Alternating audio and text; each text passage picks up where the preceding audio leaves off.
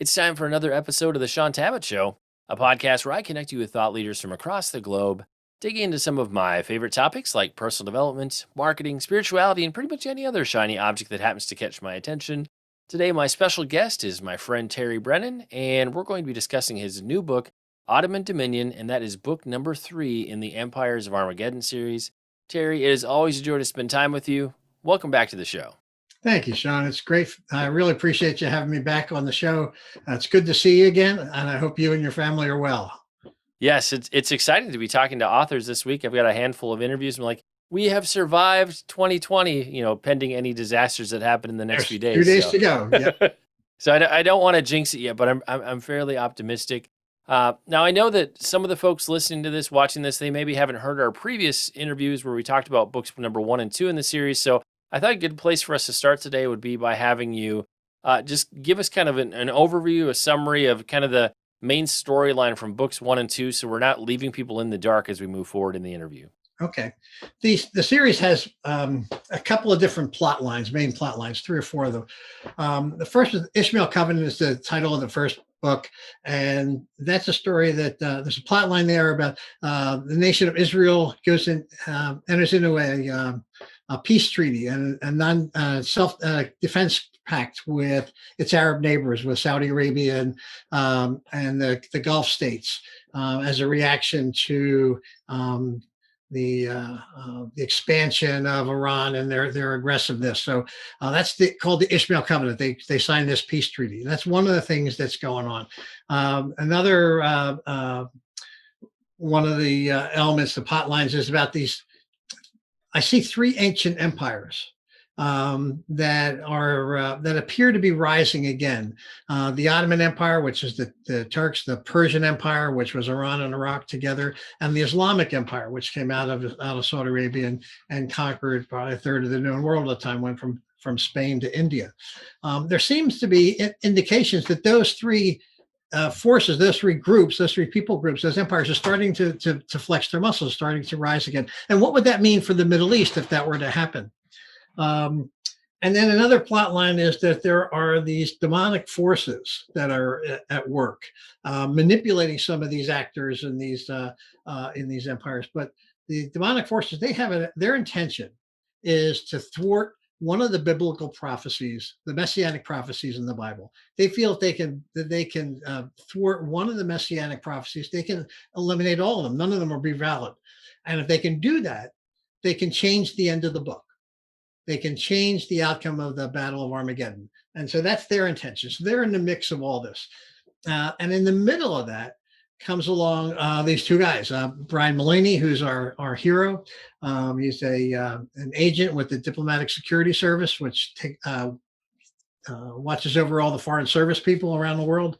And he is responsible for the care and safety of the new ambassador to Israel, Joseph Cleveland. They unwittingly get drawn into this stuff when Cleveland goes to Israel, and they find themselves, they have in their possession a prophecy that was written by the Vilna Gaon 200 and some odd years ago. It's a real guy.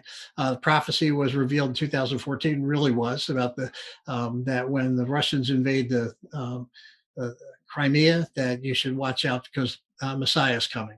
And that really happened. That got people cooked up. So I've created a second prophecy that's all my figment of my imagination. But that pulls Mullaney and Cleveland into the midst of these converging forces and all this conflict and dynamic that's going on in the Middle East, and how that might impact are we really in the end times kind of thing, and how will all that impact? So that's. So book 1 and book 2, book 1 lays it out pretty much about what the conflicts are, who the people are, and then they get caught up in the later parts of book 1 and book 2. These demonic forces, who is the guy they only know as the Turk. He's a created eternal being. He's a fallen angel. There's these fallen angels that are out to change the Bible. Well, they're in opposition to Mulaney, and because they don't want the second prophecy to come out. They think it's going to reveal what their plan is. So Mulaney and Cleveland find themselves under physical attack. They're in danger all the time. Their family members are in danger. There are attacks on the U.S. embassy in Tel Aviv, on the ambassador's residence. They're almost constantly under attack and at risk of their lives, as the Turk and his minions are trying to block this second prophecy from coming out. The second book, it gets into a lot more of the political back and forth with these competing nation groups, and how the Turk and his guys trying to manipulate pretty much the people in the Turkish world, and it comes down to where it really becomes a nuclear race. There's a lot of people believe that Iran has or will soon have nuclear weapons. There is pretty strong evidence that Saudi Arabia has financed the Pakistani atomic weapons program. And as a return for the millions and millions and millions of dollars they put in, there's a promise that whenever they want nuclear weapons, they just ask for them. And so the Turk and his guys, they hatch a plan to go and attack the U.S. airbase at Incirlik in Turkey, where there's 61 nuclear weapons that the U.S. has stored there for years. And so those things are, all those pieces are getting more and more close. Their proximity is growing closer and closer. So as those proximity grows closer, the action, it becomes more and more intense, and the conflicts, the personal conflicts and the international conflicts, become more and more intense. And that sort of leads us into book 3. Phew, that's a lot. You fit a lot into that quick overview. I'd love to have you comment next, Terry, about the spiritual warfare theme of the book. I feel like that's one of the things that really sticks out with this series. If I contrast it with your earlier series, it's just you've woven in this strong spiritual warfare element. Was that easy to press into writing that at first, or did you have to kind of find your way? Oh boy, find my way. Yeah, picking through the darkness. So I'm not even sure when that became a critical part of the book, of the series. I had been reading in the book of Ephesians, and I'm still reading the book of Ephesians. Have been for months. But in the book of Ephesians, in Ephesians 1, Paul writes about heavenly realms. And he talks about heavenly realms 5 times in Ephesians. And I have an NIV study Bible. That's my Bible that Andrew gave me 35, 40 years ago, whatever. And in the NIV text note, it talks about how God is at war with these spiritual forces in heaven, and that it talks about ultimately this titanic conflict between God and the powerful spiritual forces that are arrayed against him in heaven, and that our spiritual struggles here on earth are not necessarily against flesh and blood, but they're against these great spiritual forces that war against God in heaven. And that struck me. What happens, what I'm doing in my life, and the impact and the things that come after me, and the struggles that we have, are not just struggles that we have here on earth, but they're struggles that impact this great war that's going on in heaven. It just sort of blew my mind the first time I got around it. And so what I tried to do is pull that into this story, that what is happening to Brian Mulaney in Tel Aviv and Israel, and he's going against these demonic forces. It's really not something that's only happened on that level. It's happened on a spiritual, a greater level, much greater spiritual level. In fact, there's there's an angel named Bayard who comes and begins to help them in their battle against these fallen angels. And so there is a spiritual battle going on in the earth, in their environment. Bayard himself isn't fighting against the fallen angels, but he's helping out Brian Mullaney and the Ambassador Cleveland to try to figure out what they need to do to overcome the evil that's oppressing them. And the weird thing about it is that what they need to do is that Mullaney is drawing closer and closer to the physical presence of the Turk and the other demonic powers that are there, and ultimately he's brought into a face-to-face confrontation with evil incarnate, and that's, I don't want to give up too much. That's where we get into Ottoman Dominion. Is it really gets into that final conflict, so the spiritual warfare thing. Just it sort of evolved like the stories. I'm a gardener kind of a writer. I plant a seed, I water it, I let the sun shine on it, see how it grows. A little bit of this, a little bit of that. I'm not an architect. I don't build it all from the beginning. So the spiritual warfare, as the story evolved, the idea of spiritual warfare also evolved. And I've been struck by a lot of the people who have written reviews about the books, and the reviews have been awesome. They really have been awesome. But a lot of the people have mentioned about spiritual warfare, how they really hadn't thought about it that much. It really hadn't been in their consciousness. They never really thought about how it's something that their lives impact or could impact their lives. So, so that's been satisfying. But again, I don't think I started out to have a spiritual warfare series, but I think it's just one of the things as it developed, it worked out. Probably because the Ephesians thing was so strong in my heart.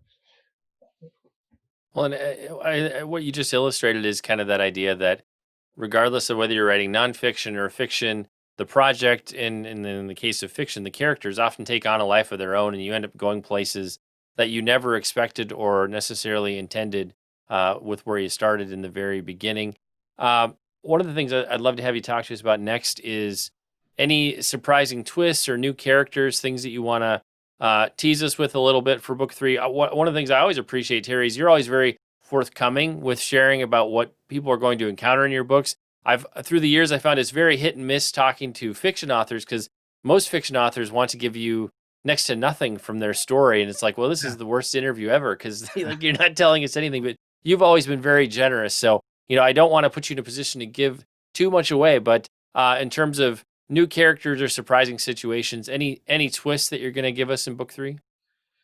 Well, there's a new character whose name is, and I'll try to get it right, Stephanopoulos Papadopoulos. That's a tongue twister. They call him Poppy. Thank God they call him Poppy. And he's a monk in a monastery just outside Tel Aviv. He's also a computer hacker and just a brilliant guy. And they draw him in because they've trying to decipher this second prophecy, which is written in a code and unusual characters and so Papadopoulos gets drawn into this story as the guy who's going to try to help them unlock a key.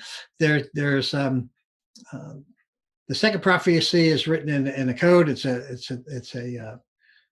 another prophecy, but at the bottom of that prophecy, there's a line of symbols that nobody figures out. What are these? And they are similar to Unicode.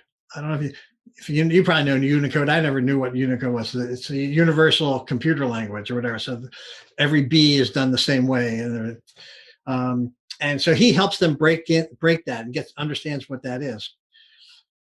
I was probably halfway through book 3, writing about Papadopoulos and how he's helping them out, when it hit me how I wanted to end the series, because I knew where it was going to go, but an idea hit me that was like, oh, that's what I want to do. That's where I want it to go. So I had to go back in the book 2 a little bit to adjust it a little bit so I could lay the groundwork for what I wanted to happen in book 3. But a lot of what book 3 is about, and this is where I got into a little tango with our publisher, is how much the prophecies were written by the guy named the Vilna Gaon back to 1794. How much influence could the Vilna Gaon in 1794 have on the events that are playing out today? And I wanted the Vilna Gaon to have concrete impact on what was going on. That it was part of the plan. Somewhere out there, he had some. It's not that he comes back as a time travel or dead guys coming back to life, but that there was a spiritual aspect to what he was doing that had an impact when it was time. When these prophecies were to come forth, when it was time, and so Papadopoulos helps them to establish, to come to grips with that idea that the Gowan's still not in control, but his influence is still on what's going on, and we need to keep that in mind. And so that's all going on, and yeah, we'll probably we'll stop there. We don't want to give too much away. You had me at computer hacker monk. I mean, I would probably read a whole book just about that kind of a character, but it brings together, because I had like an 11-year stint in tech working at software companies. I'm a Bible nerd, so you're pulling on different parts of my world. So that kind of a character sounds absolutely fantastic to me. In terms of the full experience with the trilogy, readers get to the last page of Ottoman Dominion. They're closing that back flap. Like, what's the takeaway, the core message? How do you hope you've impacted them throughout their time with the 3 books in this series? Well, first of all, I hope they've had a really good time. To me, as a thriller writer, I hope that my readers are really hung on every page, that there should be tension on every page. They get to the end, they're losing their sleep. They're not, they're staying up late trying to read it and finish it up. But when they get to the end, that the end isn't just satisfying. Hopefully it is satisfying, but it leaves them with like ooh, wow, okay, oh, that's really good. So I want them to have that kind of a response to the book. So all 3 of the books end, in a sense, in cliffhangers. There's an ending at the end of Ottoman Dominion that I hope that no one has able to anticipate. That it's fulfilling, it's satisfying, it wraps it all up. You go, oh yeah, okay. But it comes, it's like, whoa, yeah. So I want the readers to have that kind of a reading experience. But the other experience that I hope they take away from it is really gets back to the whole idea of the spiritual warfare idea, that we're just not in this. It's not the battle of good and evil. It's not just happening in heaven. It's not just happening someplace else. It's happening in your life and my life, and how we act at our lives, how we manage our faith, how we implement it, how we impact the lives around us, all has an impact, has some kind of an impact on this battle that's going on in heaven, which I still have a hard time getting my head around, that there are these evil forces in heaven, spiritual forces that war against God in heaven. But what we do and how we live our lives, the faithfulness that we have, doesn't make any, in a sense, you look at it, well, that doesn't make any sense. Well, it doesn't. It's just, but that's the way it is. That we are not divorced from what's going on in the battle against good and evil. And that it'd be a good thing to try to keep that in mind as we look at what's going on in our lives. Well, one of the things that I could say about 2020 as a guy who works in publishing, it's been a weird year in terms of releases. I have some author friends who, their books got delayed by months and months because of problems with paper and printing and, paper shortages. Others where it just, the book, had they released it on schedule, would have been tone deaf based on what was going on in the nation. For your journey with this series, Terry, I think you released, Kriegel released these books in what was it, a 9-month period? Yeah. Which is really unique. I work, prior to my current role, I worked at Bethany House for a time, and the gap between fiction books, especially in a series, 1.5 to 2 years isn't abnormal, sometimes longer. So I'd love to hear for you with the journey on this series, writing in such a truncated space, releasing and marketing in such a truncated space. What was good? What was challenging? Tell us about that experience, because not every author's had to go down this exact road. Yeah, well, I think part of it had to do with the fact that Kriegel, my publisher, they know how long it takes me to write a book. It takes me quite a while to write a book. So I've been working. I started working on this series in 2015. Okay. And what they said was, we wanted to do it. This is really the first trilogy I've written. The first series, I wrote one book. I had one idea, I wrote one book, and people kept coming back to me saying, well, when's the sequel coming out? I said, I don't know. I got no sequel. So I ended up writing 3 books, and it was done, but it wasn't done as a series, a trilogy from the beginning. This one was. So we had the idea of what it was going to be. And so the people at Kriegel said, okay, we know how long it takes you to work, and that's fine. When we have the first 2 books in hand, then we'll start going forward on the marketing and design and all the other stuff. We'll get things moving. And the plan was that we'll release them 9 months apart. I said, okay, that's fine. Well, at one point, I was working on all 3 books at the same time. I had, I was still working. We were still editing. It took 17 months to edit the first book. Well, 17 months. So we were still in edits on book 1 when I submitted the manuscript for book 3.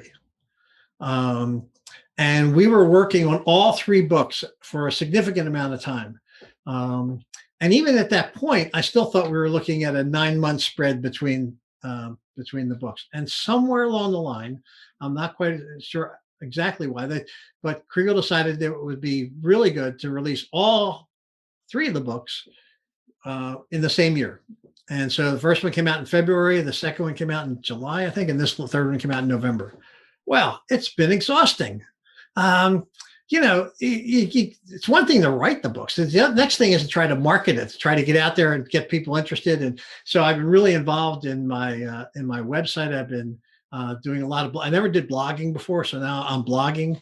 I've also been engaging my readers a lot more than I have before. I've had a lot more feedback from readers than I have before. So I have for the website subscribers and for people who, at the end of each book, I've made a special offer.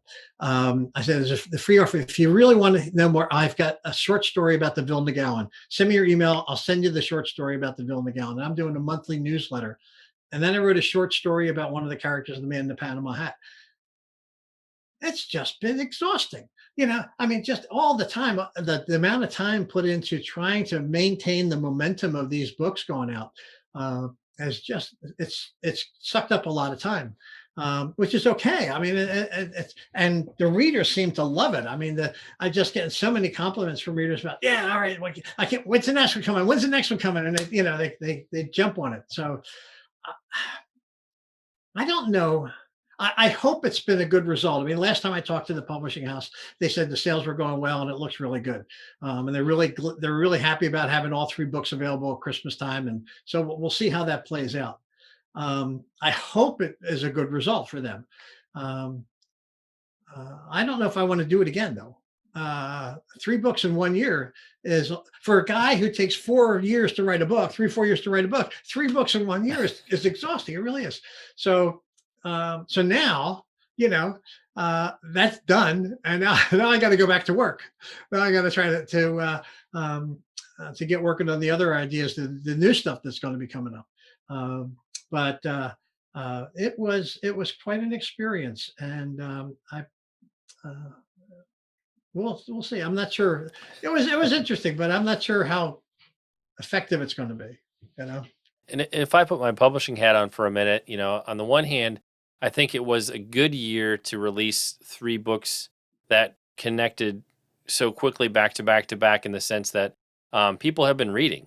People have had a lot more free time on their hands. So definitely a good year to give this a test run. And also, I think in terms of the fiction, the novel space, I feel like you have a lot more indie and self-published authors who have a much quicker release cycle. So they might release a new title every 6 months, maybe twice a year, some maybe even 3-4 times a year, depending on, the length of what they're writing. So on the one hand, I feel like your indie author space has created a hunger and a demand for stuff to come that fast. And that, combined with it's just been a weird year, made this the perfect year to experiment. So I'm really proud of Kriegel for taking a chance and doing something out of the box, because a lot of your traditional publishing wisdom and knowledge didn't necessarily always make sense this year. So why not experiment? I think it's great. Why not? So we'll see. Lord willing, it worked out well, and everybody's going to be happy. Well, and that's where, if you're getting good feedback from readers and they're engaging with you and, talking with you about the books, that's always a good sign. I feel like if it's just crickets and nobody's saying anything, and then you're like, if Yeah. is anybody reading this? But if people are really engaging and interacting, that's always Yeah. a I've positive had sign. been in email communication with readers in Australia. I've got in the Netherlands. People around the world that are picking these books up.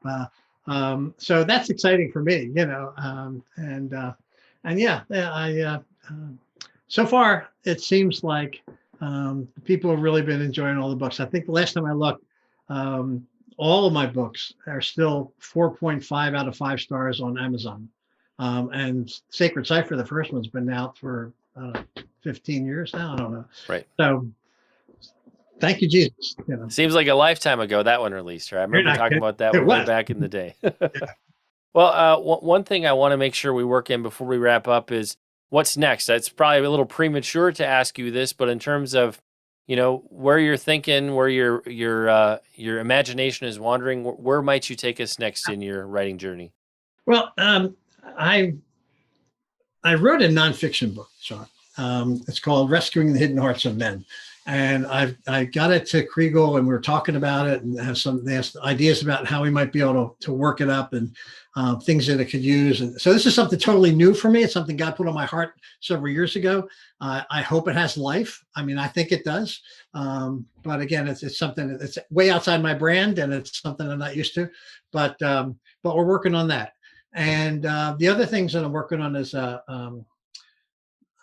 it's another Brian Mullaney story that's becomes in a much more current time than the first series. The Empires of Armageddon series took place in 2014, but I've got a new Brian Mullaney story that happens primarily in New York City, and I'm also working on a multi-generational story about the Irish, and ends up an Irish cop in New York City who is it's a thriller, but it has some roots a couple generations back in Ireland, which I have some roots a couple generations back in Ireland too. My grandmother emigrated from Ireland. We still have family over there. Go to visit them. So those are the things that are working. But I need to get back to work. I've really put that the last one's out. It's a bit. I'm not done with my marketing. I'm going to keep on blogging. I'm going to keep on my website going, but it's really time to buckle down and let's get some fiction going. Let's get some new stuff going. Well, and in terms of the last book that you just mentioned, will that be kind of a dual timeline piece, or will it be just a strong connection to things that happened in the past? It will be it'll have flashbacks. There will be a dual timeline because the events that happened in the past in Ireland will have so much impact on what's going on in New York. You don't want to reveal all of that and then try to get this. So there will be things. It will be a dual timeline, and will be playing out concurrently. Well, and I'll be interested to see how you work that out, just because that's been more of a popular device in the last 5-6 years. Obviously, people have done that in the past, but in terms of like the Christian fiction space, I've seen that pop up more and more. Yeah, it's not Recently. unique. I'm sorry. That's okay. I don't expect you to rewrite the wheel or recreate the wheel if you I will. just hope to make a good story out of it. That's it. So Yeah, no, as long as you have fun and the readers like it, that's what really matters. Terry, for the viewers, the listeners who'd like to connect with you, find out more about your books, sign up for your newsletter, all the things, where can we discover you on the web? TerryBrennanAuthor.com. And I'm on Facebook and Twitter. You'll have to just get my name. I can't remember what the Facebook login, but Terry Brennan Author. You'll find me on Twitter, on Facebook, and but primarily my activity is through the website and through the website subscribers and the blog. So TerryBrennanAuthor.com, that will link you up pretty much to what I'm doing right now. Well, like we do with every episode, we'll include detailed links in the show notes, all the places you can connect with Terry, and places where you can pick up copies of all the books in this series. It's time to bring this episode of the Shaun Tabatt Show to a close. Many thanks for being a part of my conversation with Terry Brennan. Once again, our book today was Ottoman Dominion, which is book number 3 in the Empires of Armageddon series. For more on Terry and his books, head over to his website. You can find that at terrybrennanauthor.com. And Terry, I just want to say thank you so much for sharing with us today. It's always an honor. It's always a pleasure to have you on the show. Thanks, Shaun. It's been a great time. I really appreciate it all the time you give. Thank you.